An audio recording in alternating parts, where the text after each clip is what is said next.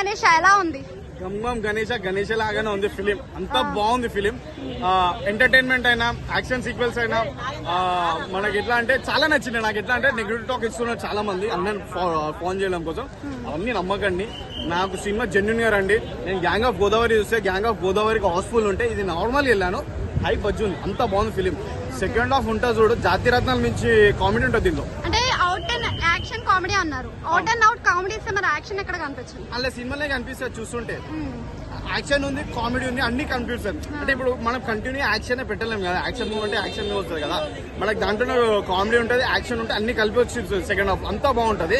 Last లో ఒక graphic ఉంటుంది చూడండి, గణేష్ ఉంది, చాలా బాగుంటది. ఆ గణేష్ పాట కూడా అయినా, బ్యాక్గ్రౌండ్ మ్యూజిక్ అయినా ఎక్కడ పేరు పెట్టేది అంత బాగుంది ఫిలిం ఓవరాల్ గా. బేబీ తర్వాత బ్రేక్ వచ్చింది అనుకోవచ్చా మరి? బేబీ తర్వాత అన్న రేంజే వేరైపోయింది. అన్న ఒక్క మాట చెప్తున్నా, విజయ్ అన్న ప్లీజ్ తమ్ముడి దగ్గర సెలెక్షన్ తీసుకో. ఇంకా నువ్వు అట్లుంది. అన్న నుంచి తమ్ముడు ఉన్నాడేనా, అంతా బాగుంది ఓవరాల్ గా.